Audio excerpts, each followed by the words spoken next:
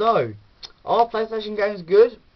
Well, let's find out as I review Spyro, Year of the Dragon, also known as Spyro 3. Hi guys, I'm ResiFan. Can't remember the numbers. Here with, obviously, as you can probably tell, a review for Spyro, the Year of the Dragon. I just call it Spyro 3, but I do call it Year of the Dragon as well. So I got this game, when did it come out? Probably about 6 months after it came out. Well, I was in Toys R Us, wanting something to do, and I got this. This came out 2000, so I got it probably June 2000. As you can tell, it sold really well because it is a PlayStation Platinum game. And as you can tell by the disc, it's not the original disc, it's a Platinum disc. So, I'm not sure if I'm going to call it this, but it's going to be the Spyro Year of the Dragon PlayStation Platinum review, but I'll just probably call it the PlayStation 1 review. So I've got the Platinum version, but there's nothing really different apart from the main disc design is not there. Apart from that, everything else is perfect, but I can live with that. It's the game that counts. So, Spyro.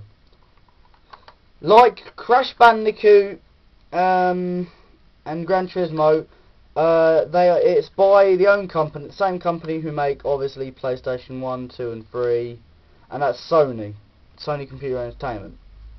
So it's by Sony. It's also by Universal Studios Interactive, who also made Crash Bandicoot, and also someone who didn't make Crash Bandicoot, Insomniac Games. So these three masterminds linked together in the first game. I haven't got the first game, or I haven't played the second game from my Game Boy Advance SP, but I'll probably do a review on that. But I haven't actually played the first one, but I want to. If I had the game, I would actually get it. Just go to my computer on. So, Spyro, the Year of the Dragon. Main story is, it's been out for a while, so it's been out for 9 years. I'm going to tell the plot, I don't care.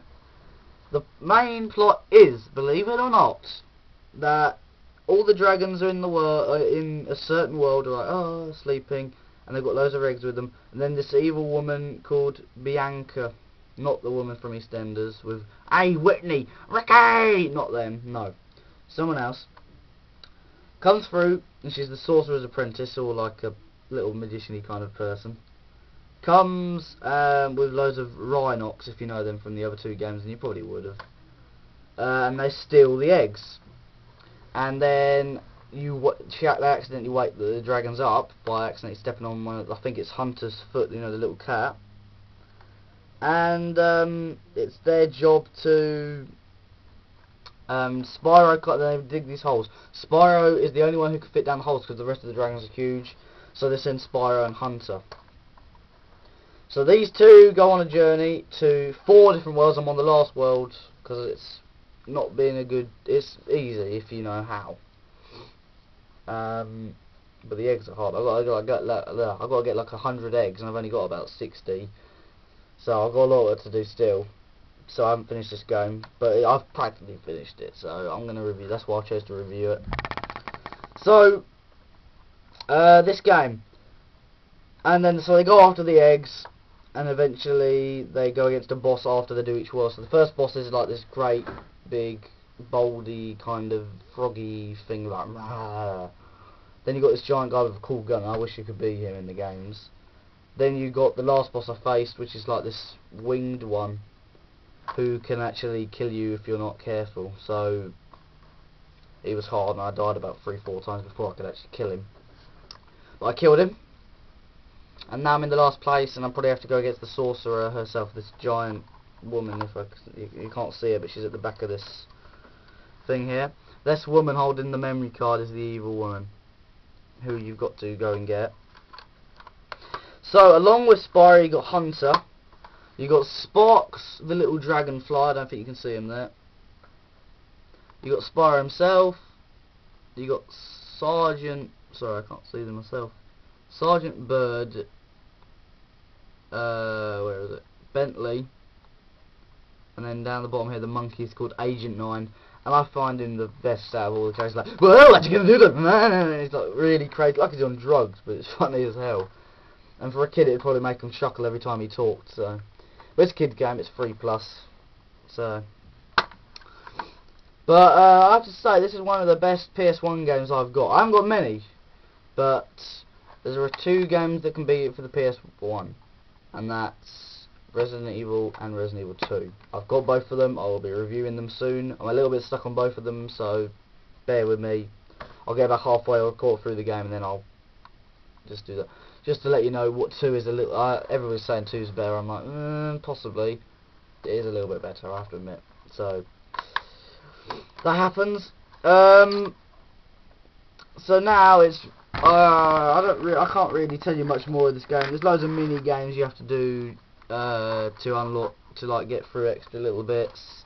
You have to get as many damages as possible, otherwise you could to get through to the different worlds and help them to build a vehicle to go against the boss. So I'm gonna rate it. So this is a Spyro 3 review. So for the gameplay is really cool.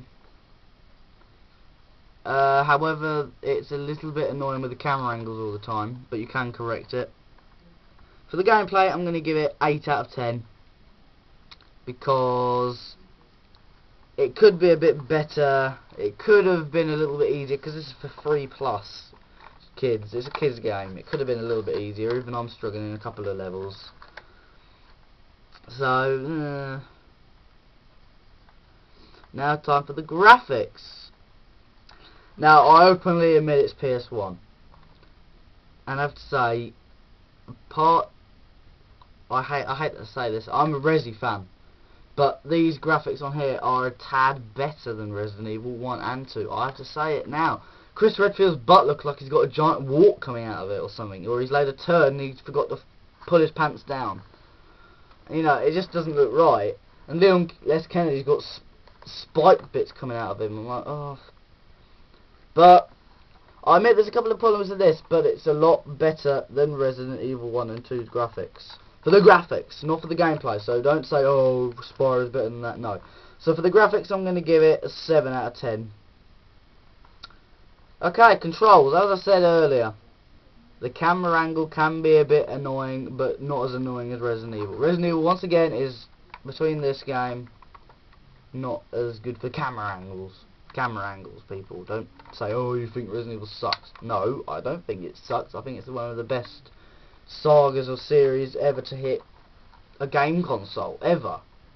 And I'm Resi fan. Why the hell would I call my channel, myself, account name, Resi fan, if I hated Resident Evil?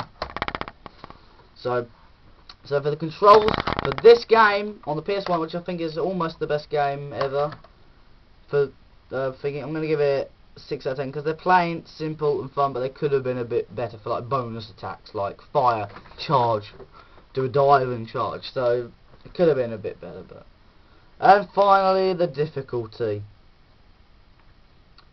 It isn't really hard. 1 being easy, 10 being hard. It's not very hard, but the further you go on, it gets harder, obviously. So I'm going to give it a 4 out of 10. No, sorry, a 3 out of 10. So my total score is... hold on. The total score is 24 out of 40. So, it's not the best game ever, but it's worth picking up. And if you're gonna, if somebody has a PlayStation 1 or 2 or one of the certain PS3s that work with it, PS1 games, and they're a kid, get them this game, and I'll bet I'll probably open it on Christmas or their birthday and go, what the hell, Spyro? And say, well, if you watch Resi Fans review, you'll understand why it's a very good game. And I'll be able to tell them the plot without them even having to touch it and put the disc in their game console. So 24 out of 40, not a bad score. Overcoming stuff is the second part of my Resident Evil thingy. I forget it, sorry, wrong thing. And other reviews, my thoughts, episode 3 coming up, 2 coming on soon, so see ya.